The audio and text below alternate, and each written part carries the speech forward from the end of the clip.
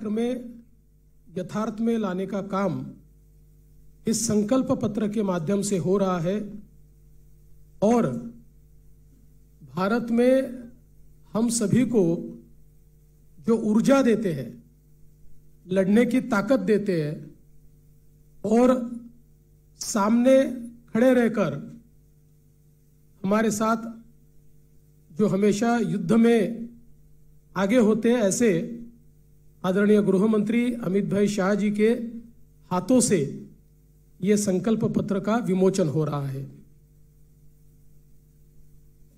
हे संकल्प पत्र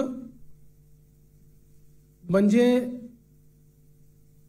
विकसित भारताकरता विकसित महाराष्ट्र तयार करण्याचा रोड मॅप आहे। मी आपल्याला आठवण करून देतो, 2014 साली आम्ही एक संकल्प पत्र जारी केलं होतं आणि 2019च्या निवडणुकीला सामोरं जाताना त्या संकल्प पत्रातल्या कुठल्या कुठल्या गोष्टी आम्ही पूर्ण केल्या या संदर्भात एक रिपोर्ट कार्ड देखील दिलं होतं। त्यामुळे भारतीय जनता पार्टी करता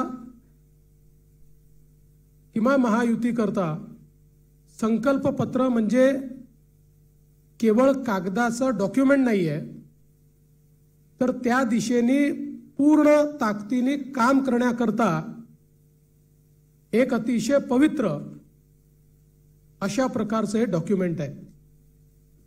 आणि मला याची कल्पना आहे, आज 12 वाजता एक स्थगिती पत्र देखील जारी होणार आहे। या महाराष्ट्रामध्ये ज्यांना केवळ चालणाऱ्या प्रोजेक्ट्सला स्थगिती देण्यामध्ये रस आहे, अशा लोकांचं एक पत्र 12 वाजता या ठिकाणी येणार आहे। पण मी एकच गोष्ट सांगू इच्छितो, महाराष्ट्रातल्या जनतेचा विश्वास हा निश्चितपणे महायुतीवर आहे, भारतीय जनता पक्षावर आहे। आजचं जे संकल्प पत्र आहे याच्यामध्ये अनेक गोष्टी आहेत, पण ज्या 25 गोष्टी आम्ही हायलाइट केलेल्या आहेत, या 25 गोष्टींमध्ये 10 गोष्टी, आमचे पहिले 10 मुद्दे हे जो आम्ही महायुतीचा 10 कलमी कार्यक्रम म्हणून घोषित केला तेच 10 मुद्दे आमचे असणार आहेत। ज्याच्यामध्ये लाडक्या बहिणींना पुढच्या काळामध्ये 1500च्या ऐवजी 2100 रुपये देण्याचा आमचा संकल्प आहे।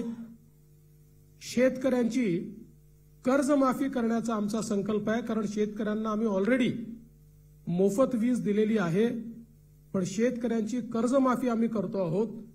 आणि त्यासोबत आम्ही भावांतर योजना आणतो आहोत, म्हणजे हमी भावापेक्षा जर कमी भावामध्ये मार्केटची खरेदी सुरू झाली तर हमी भावाने खरेदी तर करूच, पण ज्या ठिकाणी हमी भावाने खरेदी होणार नाही त्या ठिकाणी भावांतर योजना राबवून जो काही मधला डिफरन्स आहे तो थेट शेतकऱ्याच्या खात्यामध्ये टाकण्याचा निर्णय आम्ही घेतलेला आहे। आणि हे आम्ही मागच्या वर्षी देखील करून दाखवलं। आपल्याला कल्पना आहे की आंतरराष्ट्रीय बाजारपेठेमुळे कापूस आणि सोयाबीनचे भाव पडल्यानंतर आम्ही लोकसभेपूर्वी निर्णय घेतला होता की भावांतर योजनेतून आम्ही पैसे देऊ।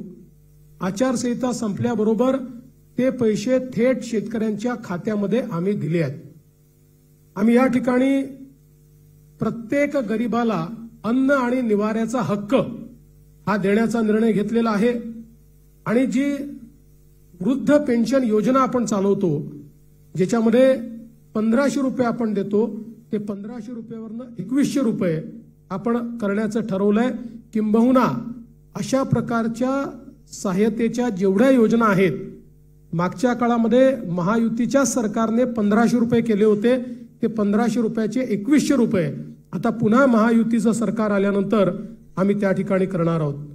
यासोबत ज्या जीवनावश्यक वस्तू आहेत त्यांचे भाव स्थिर ठेवण्याकरता आम्ही त्या ठिकाणी मार्केट इंटरव्हेन्शन करणार आहोत। येत्या काळामध्ये 25 लाख रोजगाराची निर्मिती ही महाराष्ट्रामध्ये करण्याचं लक्ष्य आम्ही ठेवलंय।